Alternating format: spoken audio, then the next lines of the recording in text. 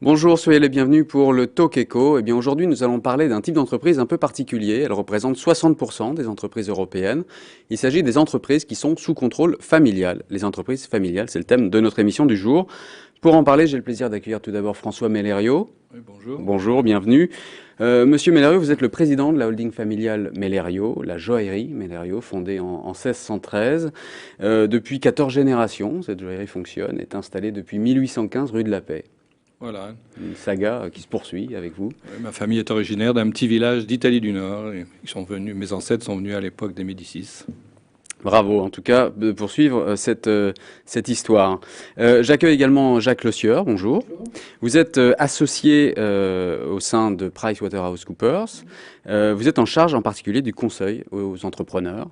Vous êtes également l'auteur d'une étude sur les entreprises familiales, donc réalisée par votre cabinet. Oui, c'est une étude qui sort tous les 2 ans et qui sortira pour la prochaine en novembre 2010. Très bien, vous allez nous en parler, on en parlera longuement des conclusions et des sujets d'étude de cette bien nommée étude. Bienvenue. J'accueille ensuite Pierre-Emmanuel Tétinger, bonjour. Bienvenue. Vous êtes le président des Champagnes Tétinger. Pour mémoire, le fonds Starwood a racheté à votre famille, entre autres, les activités de votre société actuelle, les a revendues quelques années plus tard, à peine 2 ans je crois, à la Caisse régionale du Crédit Agricole de Champagne, pour ensuite vous les revendre. Donc vous poursuivez, après une petite interruption, l'aventure familiale. C'est bien ça? Absolument, c'est bien ça. Bienvenue. Gaëtan Monchauvet, bonjour et bienvenue. Alors vous avez été le président directeur général de Joker, les jus de fruits, bien connus Joker, rachetés en 2001 par la société Caisse Grandinier, oui. Voilà, et c'était une société familiale depuis 3 générations dans votre belle Oui. famille. Et vous êtes toujours entrepreneur, puisque maintenant vous avez créé une entreprise dans un secteur bien différent. Vous êtes, je crois, le fondateur d'un bureau d'études dans le Voilà, bâtiment. Absolument. SECC. SECC, oui. Voilà, merci d'être là. Et puis enfin, Sébastien Corchia, bonjour. Vous êtes gérant action au sein de Meskert Asset Management, et vous gérez des fonds, et notamment un fonds dans lequel il n'y a que des entreprises familiales. C'est bien ça? Absolument, un fonds qui s'appelle MAM Entreprise Familiale, qui depuis 8 ans n'a le droit d'investir que sur des entreprises familiales cotées Côté, au évidemment. sein de Mescart, qui est elle-même une société familiale depuis 3 générations. Très bien, bah, c'est un bel exemple. Alors, on va commencer cette émission par la première partie. On constate que les entreprises familiales, surtout en temps difficile, en temps économique difficile, de crise, qu'elles résistent mieux que les autres. Et pour commencer, avant de se poser réellement la question pourquoi, comment on définit une entreprise familiale? Est-ce que vous êtes tous d'accord sur une définition? Alors c'est quoi? C'est une société qui est contrôlée en majorité par la famille? On peut peut-être partir de la définition, après on verra si on la partage. L'Europe tente de définir l'entreprise familiale selon 3 critères. Le premier, c'est de savoir que la majorité des votes sont tenus par un acquéreur ou un acheteur personne physique et que parallèlement, la famille a une position dans le management. Il y a un cas particulier qui touche notre ami de la société Mesquert, qui est le cas des sociétés cotées. Et dans ce cas-là, on parle d'une entreprise qui est à majorité maximum de 25% détenue par un particulier. Oui. Et Ou un qui groupe, a, ou quoi un qu'il groupe de arrive, des particuliers? membres de la famille dans le management. La caractéristique est donc double, c'est à la fois une possession capitalistique et un engagement dans le management. Donc une influence de la famille, qu'elle soit capitalistique ou managériale. Vous êtes d'accord avec cette définition? Oui, c'est un peu le mélange entre direction et actionnariat, quoi. D'accord. Alors pourquoi réussissent-elles mieux que les autres? On a vu en temps de crise que, en gros, elles performaient vraiment mieux, elles résistaient mieux à la crise. On explique ça comment? Parce que c'est globalement notre argent et qu'on est près de nos affaires et de nos intérêts, probablement plus que parfois dans des grands groupes où c'est quand même l'argent des autres dont on s'occupe. Dans une entreprise familiale, on paie cash les bonnes actions et cash les mauvaises. Et en tout cas, quand c'est son patrimoine, je pense qu'on est très regardant sur la portée des actions qu'on développe. Donc ça signifie qu'on est meilleur manager, en tout cas meilleur pilote, lorsque ce sont ces fonds qui sont engagés. Ça s'explique assez bien. Pas forcément meilleur pilote, mais on sait faire le dos rond quand ça va mal. Éventuellement, on se paye moins, une chose comme ça, pour que la société résiste. Donc la société est primordiale et la famille vient après. Donc un sens du sacrifice peut-être plus fort dans les entreprises familiales. Et puis aussi, il y a une question dans le temps, je dirais. C'est-à-dire qu'une entreprise familiale est moins prisonnière des fameux quarterly reports qu'exige le marché dans les entreprises cotées. Le fait d'avoir un fort actionnariat familial donne un peu plus de liberté vis-à-vis du marché et donc permet de voir des actions à long terme plutôt qu'être obnubilé par la rentabilité court terme. Alors là, Puis je crois qu'il y a également ce qui est important dans une entreprise, si vous voulez, on amalgame beaucoup de gens très différents les uns des autres qu'on met dans un même bateau. Donc il faut quelque chose, un ciment pour les unifier. Et donc on parle beaucoup de culture d'entreprise. Et quoi de mieux qu'une famille, qu'un esprit familial, que des valeurs familiales pour donner ce ciment et ce fait qui lie les gens ensemble et qui les unit dans un même but, quoi. C'est pas un peu un paradoxe d'être, on parle des entreprises cotées familiales, là, enfin je fais cette parenthèse, d'avoir à la fois l'intérêt de la famille, qui est plutôt une vision long terme, et la volonté peut-être d'une entreprise patrimoniale, enfin une vision patrimoniale de l'entreprise, et puis le marché qui quand même doit exiger un certain nombre de performances.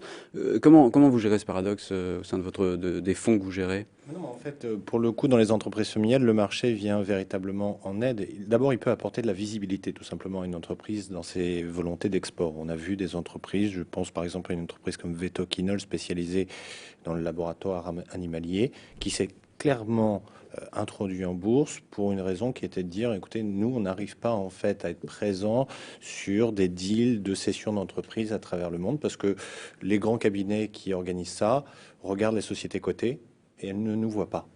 Est-ce que vous disiez la bourse aime bien cette visibilité, la bourse aime bien cette stratégie de long terme? C'est quand même pas l'image qu'on a de la bourse. En fait, lorsque l'on évoque tout simplement le terme d'entreprise familiale à un client particulier qui a un peu d'argent à placer, tout de suite ça lui parle. Tout de suite, il a des adjectifs qui lui viennent et il évoque plus facilement la sécurité, plus facilement des belles histoires industrielles, des capitaines d'industrie parfois, et il sait à peu près où il va mettre son argent et il y voit bien l'adéquation entre la bourse à faire de long terme et entreprise familiale à faire de long terme. Et en fait, développer l'idée est vraiment quelque chose d'extrêmement simple parce que c'est quasi immédiat. Et je pense que les dernières crises faisant, et notamment la dernière, relayée un peu par les médias de cette force du capitalisme familial, permet une lisibilité et le fonds grossit très régulièrement d'apports de capitaux alors que la bourse n'est pas dans un état des plus satisfaisants parce que les gens y trouvent là, et les performances le montrent d'ailleurs, les gens y trouvent là une sorte de refuge. Et il y a eu d'ailleurs un très bel article cette année dans un grand quotidien économique qui disait les entreprises familiales, l'autre placement refuge. Et je crois que c'est exactement ça. En fait. D'accord, les entreprises familiales en or. Alors, nous sommes allés voir d'ailleurs l'une de ces entreprises familiales depuis 14 générations, la vôtre, François Mellerio. C'est un sujet d'Audrey Carlotti, on regarde.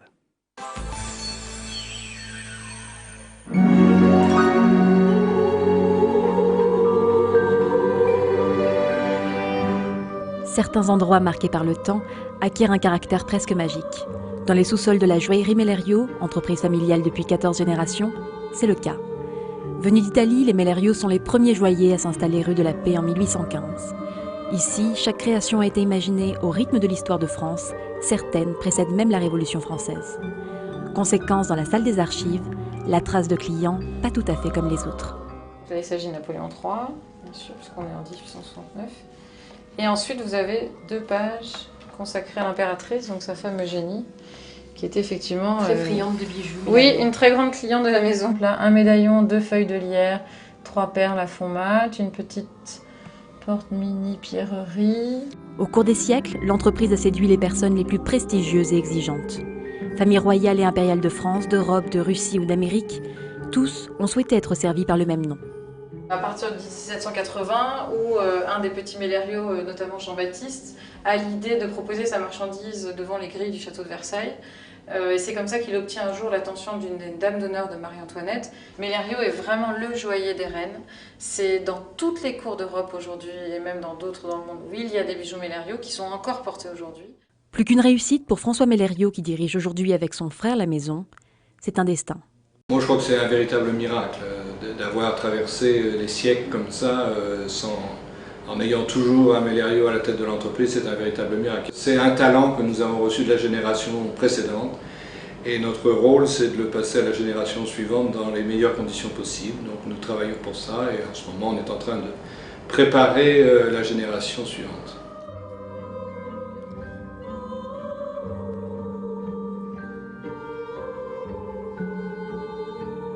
On se retrouve sur le plateau. Alors François Melerio, c'est un destin, comme le disait Audrey Carlotti dans ce sujet. Vous avez choisi de travailler dans l'entreprise familiale comme ça s'est passé? Il était envisagé que je travaille dans l'entreprise familiale, mais je suis l'aîné de 8 enfants, donc il y avait la place pour les autres et qu'on ne pouvait pas être tous les 8 dans l'entreprise familiale. Mais il se trouve que malheureusement, mon père est mort pendant que je faisais mon service militaire et que mon oncle qui travaillait avec mon père m'a demandé de venir le rejoindre et qu'il avait besoin de quelqu'un pour l'aider. Donc j'ai été libéré le 28 février 68 et le 1er mars, je suis rentré chez Melerio. On est très peu de la famille, on est 2 de la famille actuellement à notre génération. On est en train de préparer le passage à la génération suivante.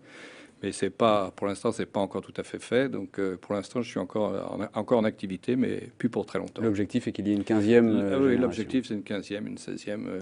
Et quand on a 14 générations devant soi, on a du mal à dire on va vendre. Pierre-Emmanuel Tétinger, pour vous, alors l'aventure était un peu différente parce qu'il y a eu cette période, cette parenthèse, j'ai envie de dire. Vous retrouvez l'entreprise familiale comme vous l'aviez laissée? Ah oui, parce que je retrouve une partie de l'entreprise familiale. Malheureusement, pas la totalité. C'était un très beau groupe. Et bien sûr. Moi, je considérais, mais j'étais très minoritaire, que c'était une tragédie de le vendre. Pour moi, pas de raison objective, mais je me suis rallié à l'avis de la majorité, et que je respecte. Chaque actionnaire fait ce qu'il veut de son patrimoine, donc c'était parfaitement respectable. Mais pour moi, c'était un destin d'être dans cette entreprise familiale. C'est aussi un devoir. On ne choisit pas son nom, on l'assume. On pourrait tous faire des tas d'autres choses, selon le pays dans lequel on est né, le milieu social, etc. En ce qui me concerne, la route était claire. Je trouvais que, compte tenu des efforts des aînés pour créer cette marque mondiale, il fallait continuer. Donc, destin, devoir. En imaginant la suite, c'est pour vous, et c'était pour vous, une évidence qu'il fallait que ça reste qu'il faut que ça reste dans la famille? Pour moi, c'était une évidence, parce que nos clients, nos marchés, nos distributeurs le souhaitaient. C'est la première marque éponyme de champagne. Pour nous, ça l'était en tout cas. Et je pense que si ça n'était pas familial, ça aurait nui à l'entreprise. C'est d'ailleurs, à mon avis, ce qu'a pensé Starwood, qui sont des gens intelligents, des financiers remarquables. Ils ont vu que cette affaire éponyme allait probablement souffrir de la perte d'identité familiale. Ils ont préféré la revendre plutôt que de perdre cet acquis. Et ce sont leurs amis américains qui nous connaissaient d'ailleurs, à mon avis, qui les ont convaincus de ça. Très bien. Dans l'histoire de votre de Joker, oui. Qu'est-ce qui s'est passé? Alors, Joker avait très bien réussi, mais il y a eu un tournant qu'on n'a pas vu venir, il faut reconnaître ses échecs, c'est la mondialisation. Si vous voulez, pendant très longtemps, on avait l'impression d'être assez costaud parce qu'on résistait à des filiales de grands groupes. Par exemple, on avait un de nos grands concurrents qui était Pampril, la filiale de Pernod Ricard, et tout le monde nous disait mais comment vous faites par rapport à ces grands groupes, et on se débrouillait très bien. Et puis on s'est pas rendu compte d'un retournement, c'est-à-dire que pendant très longtemps, je simplifie les choses, les sociétés qu'on avait en face de nous étaient des sociétés qui faisaient beaucoup de choses, dont du jus de fruits. Et le jus de fruits, leur filiale de jus de fruits n'était pas plus importante que les nôtres. Et puis tout d'un coup, vous avez une spécialisation des groupes mondiales, au lieu d'être présents sur plusieurs domaines sur un territoire donné. Les grands groupes ont pris la stratégie de n'opérer que dans un nombre de domaines très déterminés, mais d'être leader mondial. D'être présent et les plus gros partout. C'est là où il y a eu un retournement du marché qu'on n'a pas bien vu venir et où on s'est retrouvé en position d'infériorité. Alors, on va poursuivre sur ce qui s'est passé dans le cas du groupe Joker et avec ce que vous avez vécu comme étant une conséquence de la mondialisation, peut-être pas suffisamment anticipée. Dans la seconde partie de cette émission, on se retrouve juste après une courte pause. À tout de suite. Retour sur le plateau du Talk Eco pour la seconde partie de cette émission consacrée aux entreprises familiales. Bienvenue Audrey. vous nous rejoignez sur ce plateau. Vous êtes journaliste, vous avez préparé cette émission et notamment le sujet que l'on a vu il y a un instant. Alors, je vous redonne la parole, monsieur Montchauvet, pardon. Votre entreprise, l'entreprise Joker en tout cas, a mal anticipé la mondialisation. Si je résume un petit peu ce que vous avez dit. Nous avions assez bien percé nous avions même très bien percé sur le marché. Nous étions devenus largement leaders du marché français. Et on ne s'est pas rendu compte que nos concurrents, qui étaient des filiales de grands groupes un peu généralistes, ont petit à petit été rachetés et sont devenus on fait partie de groupes spécialistes de boissons sans alcool et plus spécialement de jus de fruits. Et ça s'est passé assez rapidement. Qu'est-ce qu'il aurait fallu faire si c'était à refaire?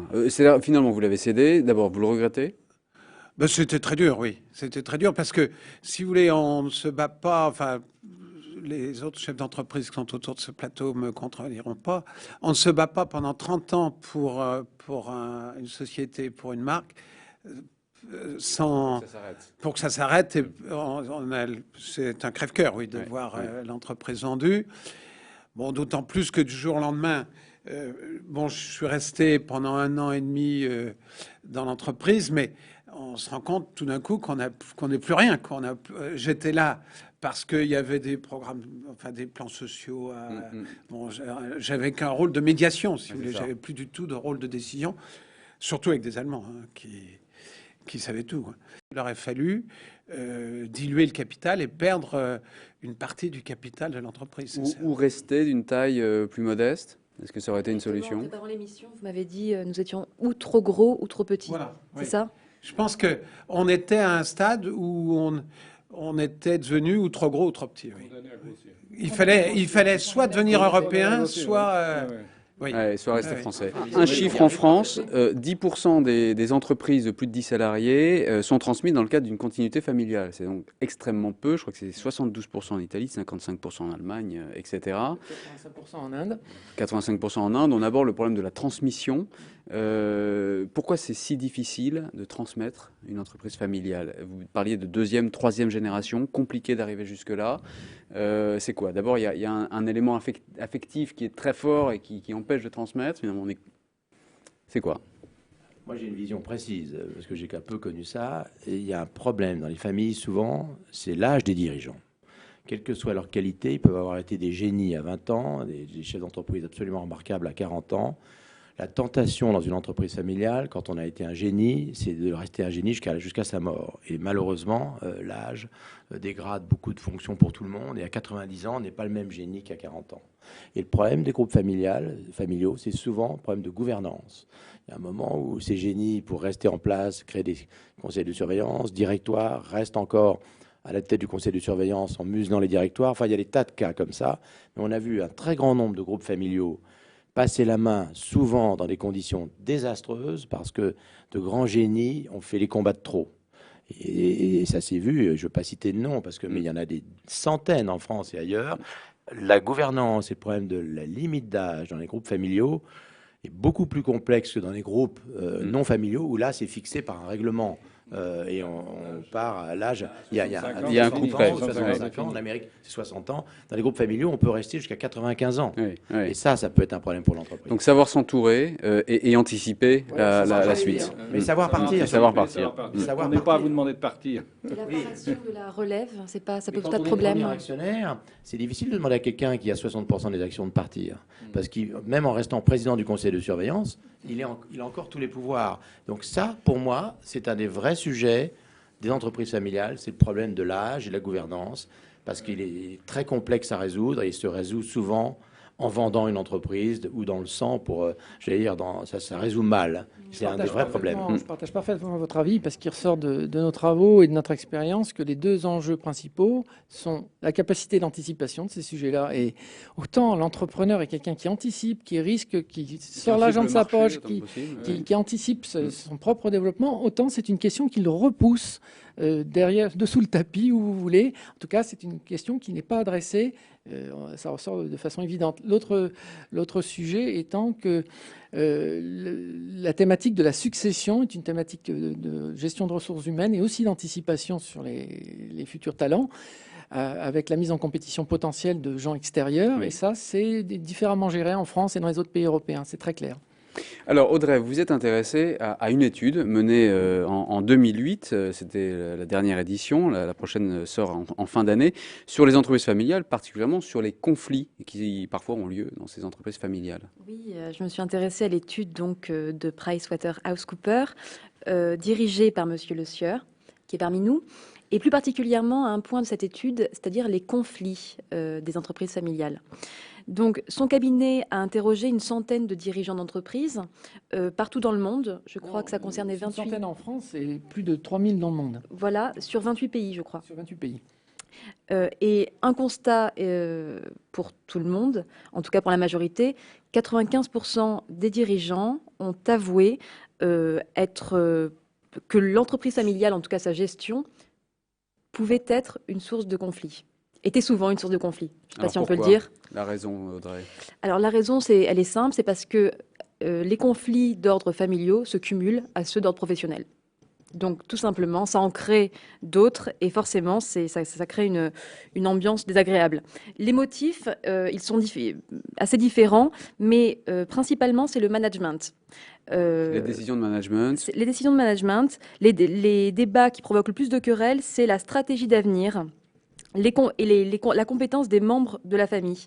C'est-à-dire que, justement, c'est pour ça que je posais la question tout à l'heure, la relève n'a pas toujours la capacité ou bien les diplômes pour justement pouvoir assurer... Oui, c'est pas parce qu'on est de la famille qu'on est forcément le bon choix. Et ça crée des frictions. C'est pas parce qu'on a des diplômes qu'on est aussi le bon choix. C'est vrai. C'est vrai. Ou les capacités, voilà. Alors, ces conflits peuvent malgré tout exister. Comment est-ce qu'on les règle, ces conflits dans les entreprises familiales? Pour les 12% de chefs d'entreprise françaises qui ont mis en place des procédures de résolution, la majorité les règle grâce au conseil de famille. Donc on se retrouve en famille, on parle, c'est confidentiel et on essaye de trouver une solution ensemble. Il y a d'autres solutions, mais ce qui m'intéressait, c'est qu'un quart d'entre eux, et ça je pense que c'est assez nouveau et en tout cas novateur, font appel à quelqu'un de neutre, d'extérieur. Un arbitre. Un Une arbitre. médiation externe. Voilà, D'accord. pour régler leurs propres problèmes. Alors qui sont ces médiateurs? C'est souvent les conseils de famille, ça peut être les notaires, ça peut être les experts comptables, ça peut être, que sais-je, c'est les conseils proches de la famille qui sont les médiateurs. Oui.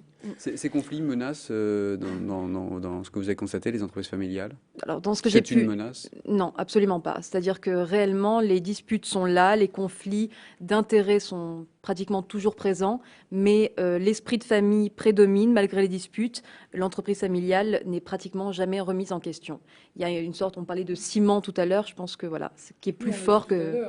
L'entrepreneur sort l'argent de sa poche et souvent il y a marqué sur le fronton fondé en. Et ça veut dire quelque chose pour le futur. C'est quelque chose qui engage à la pérennité. Qu'est-ce qu'il reste à faire pour favoriser cette transmission et cette succession et justement le départ peut-être des générations un peu dépassées?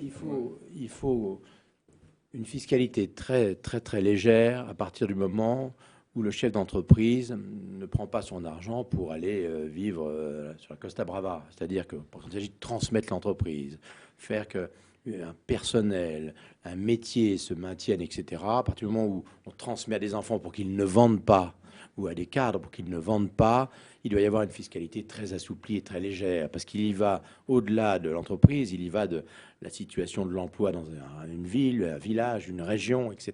Donc ça va beaucoup plus loin que la détention de l'entreprise.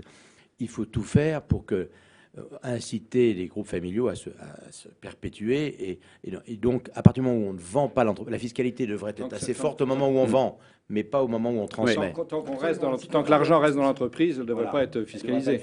Le drame aussi, c'est pour les membres de la famille qui ne travaillent pas dans l'entreprise, pour qui ce n'est pas un outil de travail et qui attendent. Il faut donner des dividendes. Et s'ils n'ont pas de dividendes, ils ne sont pas contents. Donc, ça, c'est normal. C'est normal. Ça, c'est normal. Le dividende doit être important. C'est une des conditions prioritaire pour qu'une entreprise reste familiale, c'est que ceux qui ne sont pas dans l'entreprise doivent pouvoir percevoir des dividendes, en tout cas au moins aussi importants que s'ils plaçaient leur argent en bourse, etc. Mais il s'avère quand même que ceux qui sont actionnaires de l'entreprise familiale sont très souvent gagnants par rapport à ceux qui ont mis leur argent en bourse. On le voit encore en ce moment ou ailleurs. On arrive au terme de cette émission. Je voulais dire un mot d'une association dont on parle de temps en temps, qui s'appelle les Enochiens, dont les critères d'adhésion sont assez stricts, Oui, en fait, voire draconiens. C'est une association qui a été créée en 81 et qui regroupe, c'est une association mondiale qui regroupe les entreprises qui sont dans la même famille depuis au moins 200 ans. Qui Ça, c'est un sont, critère. premier critère. Deuxième, à capitaux majorité familiale, c'est-à-dire que la famille détient la majorité des droits de vote. Dirigé par un fondateur, par un descendant du fondateur ou au moins un cadre dirigeant et en bonne santé financière. Et nous sommes à peu près 40 entreprises dans le monde. Donc on a 5 entreprises japonaises, on a beaucoup d'italiennes. Les entreprises italiennes familiales sont plus nombreuses. On a quelques allemandes, une irlandaise. Vous vous mettez dans les entreprises françaises ou italiennes? Moi, je suis français. Oui. Il y a combien d'entreprises françaises? Il y en a 7 ou 8. Il n'y en a pas beaucoup. Et les 40 membres, il pourrait y en avoir plus? C'est-à-dire qu'il y a d'autres entreprises? Oui. On en connaît quelques-unes qui ne souhaitent pas revenir. Mais il n'y en a pas des milliers. Hein. Eh bien, merci beaucoup à tous d'avoir partagé votre expérience, donné de votre temps pour parler des entreprises familiales, de vos entreprises présentes ou passées, et puis du temps que vous consacrez à les conseiller ou à conseiller les investisseurs de s'y intéresser. Merci beaucoup, c'est la fin du Talk Eco. On se retrouve très bientôt pour un nouveau numéro. Au revoir. Merci.